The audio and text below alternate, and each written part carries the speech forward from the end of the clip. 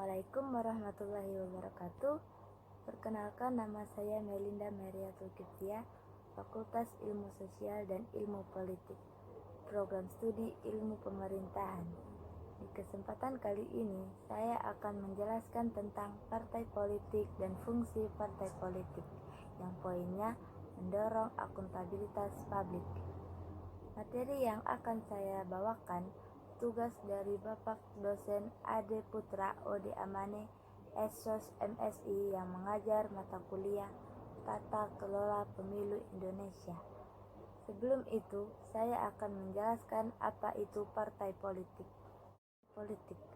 Partai politik adalah organisasi politik yang menjalani ideologi tertentu atau dibentuk dengan tujuan umum.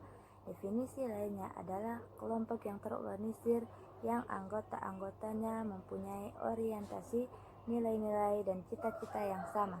Bisa juga didefinisikan perkumpulan atau segolongan orang-orang yang sehaluan setujuan di bidang politik, baik yang berdasarkan partai kader atau struktur kepartaian yang dimonopoli oleh sekelompok anggota partai yang terkemuka, atau bisa juga berdasarkan partai massa, yaitu partai politik yang mengutamakan kekuatan berdasarkan keunggulan jumlah anggotanya.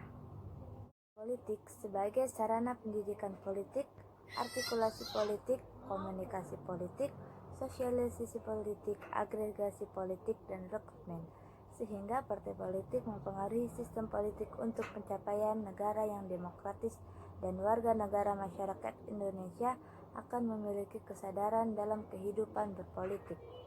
Jadi, dapat dikatakan bahwa peranan partai politik adalah sebagai sarana untuk menghimpun aspirasi, artikulasi, dan agregasi kepentingan yang dilakukan kepada masyarakat untuk mencapai tujuan yang diinginkan, yaitu mempengaruhi pembuatan kebijakan publik.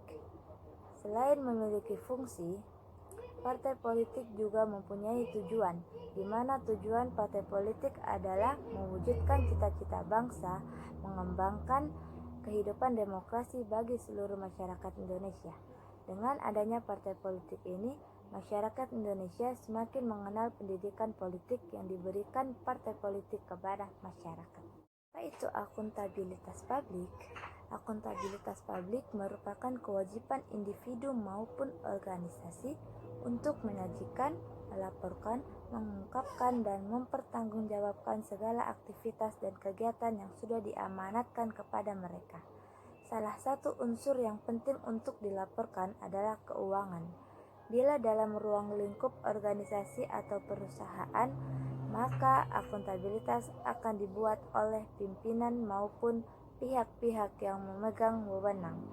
Sedangkan jika akuntabilitas dibuat dalam dimensi pemerintahan, maka dibuat oleh eksekutif, entah itu di tingkat negara maupun tingkat daerah. Akuntabilitas publik dibuat dalam jangka periodik tertentu. Informasi pertanggungjawaban tersebut kemudian disosialisasikan secara terbuka kepada pihak-pihak yang memberikan amanat atau pihak yang terkena dampak penerapan kebijakan.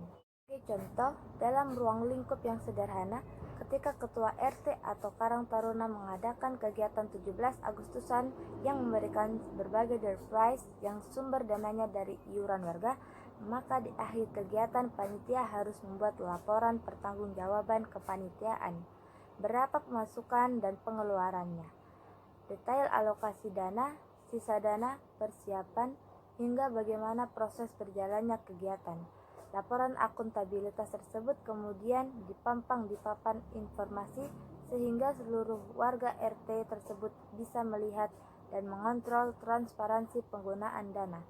Sama halnya dalam cakupan organisasi, bahkan negara sekalipun, pihak yang mengemban amanah pada akhir jabatan atau jangka waktu tertentu harus membuat laporan akuntabilitas untuk mempertanggungjawabkan apa yang telah dilakukan kepada pihak-pihak terkait.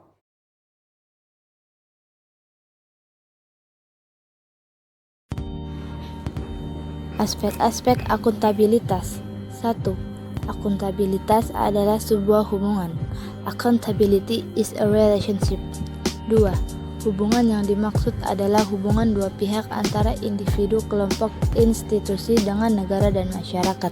Pemberi kewenangan bertanggung jawab memberikan arahan yang memadai, bimbingan, dan mengalokasikan sumber daya sesuai dengan tugas dan fungsinya. Di lain sisi, individu atau kelompok atau institusi bertanggung jawab untuk memenuhi semua kewajibannya. Oleh sebab itu, dalam akuntabilitas hubungan yang terjadi adalah hubungan yang bertanggung jawab antara kedua belah pihak. 3. Akuntabilitas berorientasi pada hasil. Accountability is result oriented. 4. Hasil yang diharapkan dari akuntabilitas adalah perilaku aparat pemerintahan yang bertanggung jawab, adil, dan inovatif. Dalam konteks ini, setiap individu atau kelompok atau institusi dituntut untuk bertanggung jawab dalam menjalankan tugas dan kewajibannya, serta selalu bertindak dan berupaya untuk memberikan kontribusi untuk mencapai hasil yang maksimal. 5. Akuntabilitas membutuhkan adanya laporan. Accountability requires reporting.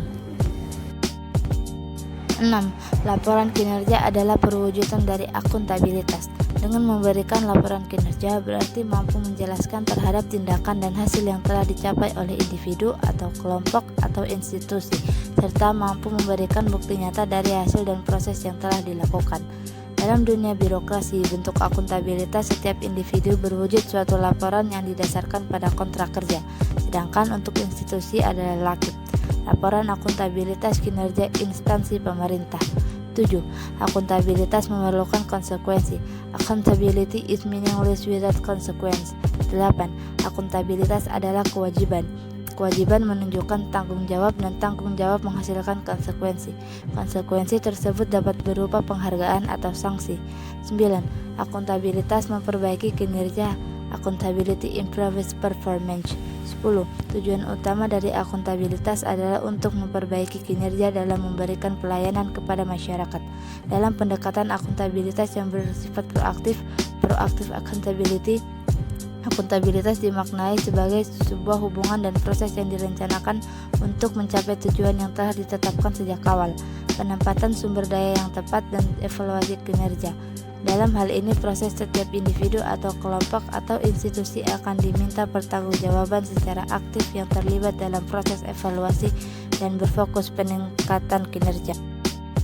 Akuntabilitas publik memiliki 3 fungsi utama, Bovens 2007, yaitu 1. Untuk menyediakan kontrol demokratis, peran demokrasi.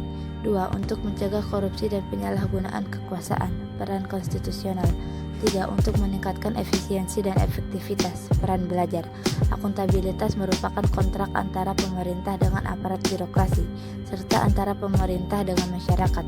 Kontrak antara kedua belah pihak tersebut memiliki ciri antara lain: pertama, akuntabilitas eksternal, yaitu tindakan pengendalian yang bukan bagian dari tanggung jawabnya. Kedua, akuntabilitas interaksi merupakan pertukaran sosial dua arah antara yang menuntut dan yang bertanggung jawab dalam memberikan jawaban, respon, rectification, dan sebagainya.